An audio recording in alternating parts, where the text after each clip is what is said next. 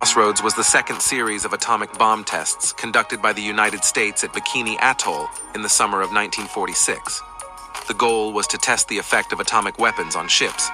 The series consisted of 2 explosions, each with a yield of 23 kilotons. Able was detonated at an altitude of 158 meters, 5 and 20 yeo left, on July 1st, 1946. Baker was blown up 2790 off, underwater on July 25th, 1946. Operation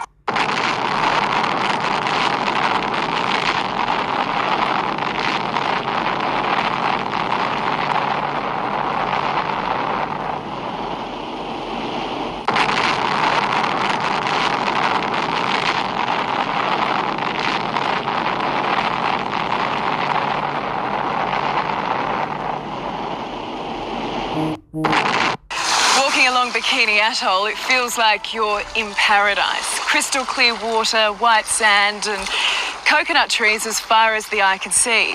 But there's a catch. You can't eat the coconuts. In fact, you can't eat anything that's grown here. And that's because during the nuclear testing program, the Americans dropped the equivalent of nearly 2 Hiroshima bombs every day for 12 years. One single detonation, Bravo in 1954, was 1,000 times more powerful than Hiroshima. Its fireball could be seen 400 kilometres away, and the radioactive fallout even reached Australia. The fallout was incredible because it took 3 islands and vaporized them and sent them that cloud 100,000 feet in the air. My father actually died, and when they opened up the body, every single organ in his body were all cancer. And my father was actually was one of those guys that went in 1968 to Bikini to clean the topsoil before they put some houses on it. He was a heavy equipment operator. Is that a common story? Yeah. There's so many cancers in this country.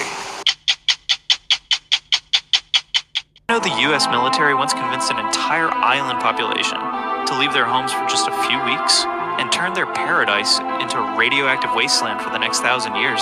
In 1946, American officials approached the Bikini Atoll Islanders with a request. They needed the islands temporarily for nuclear tests that would benefit all mankind. The islanders, trusting these promises, agreed to evacuate. What happened next was pure horror. The military detonated 67 nuclear bombs over 12 years.